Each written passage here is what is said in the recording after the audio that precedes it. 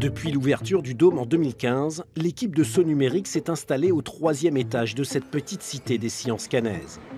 On est arrivé le 1er février ici et c'est vraiment l'endroit rêvé pour développer un pôle dédié au monde virtuel. Un open space partagé avec d'autres organismes, entreprises, artistes ou chercheurs. Objectif, développer la créativité et imaginer le monde de demain. C'est une vitrine, c'est un laboratoire, c'est un lieu de recherche et développement sur les mondes virtuels. C'est un lieu qui synthétise effectivement tous les besoins, le besoin de se montrer. C'est une évidence pour une société comme la nôtre. C'est ici qu'ils développent leur programme de réalité virtuelle. 2 ordinateurs surpuissants sur lesquels ils construisent point par point un monde parallèle. Bonjour Rémi. Bonjour. Alors c'est vous qui vous occupez de concevoir les personnages et les espaces en 3 dimensions? C'est ça. Donc, par exemple, pour la sèche, on part d'une forme primitive, donc un cylindre ou une box. On a des points et on les étire, on en a créé des nouveaux pour arriver à une forme, donc ici la sèche. Et ensuite, une fois qu'on a réussi à créer cette modélisation, on la texture, donc ici sa peau, vous voyez un peu zébrée, et on l'anime. Ici, un travail mené main dans la main avec les scientifiques canettes du groupe Mémoire et Plasticité Comportementale. Photographié, étudié en laboratoire, chaque mouvement ou comportement de l'animal a été retranscrit en formule mathématique. Une plongée à travers les yeux de l'animal qui sera présentée en avant-première à Las Vegas. Ici, vous avez un casque avec un écran séparé en 2 pour faire de la 3D et une paire de lentilles pour l'immersion. Okay, donc je vous laisse mettre le casque.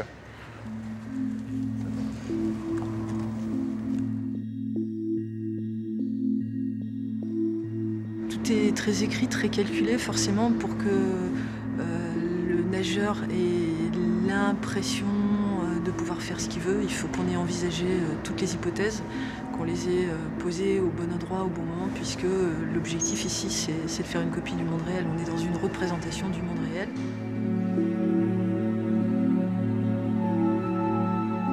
Quand nous, on a l'impression que nos yeux bougent, ils bougent vraiment, mais le signal qui est envoyé à l'oreille interne, c'est qu'elle reste immobile. Si vous bougez trop vite, si vous regardez un peu partout en même temps, en moins de 30 secondes, vous êtes malade et ça ne peut pas fonctionner. Grégory Castel est l'associé de Marie-Pierre Bénard. Lui s'occupe de l'aménagement des territoires numériques.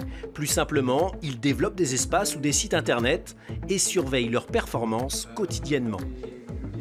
C'est devenu tellement complexe, tellement technique, et il y a tellement de choses dont on n'imagine pas qu'elles sont cachées, un petit peu parfois aussi mal intentionnées, qu'il faut expliquer avec beaucoup de pédagogie tout ça. Les clients de Saut Numérique, composés de collectivités, d'associations ou d'entreprises, viennent ici chercher les armes pour survivre dans la jungle d'Internet. Ce qu'on veut, c'est qu'on nous trouve facilement, nos services sur ce nouvel espace qu'est l'Internet.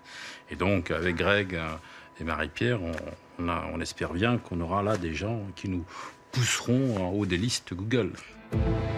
Grâce à cette nouvelle application, le DataVis VR, ses clients auront bientôt la possibilité de voir en 3D et en temps réel les liens, les performances de leur site internet. Une matérialisation des données, pour l'instant inégalée.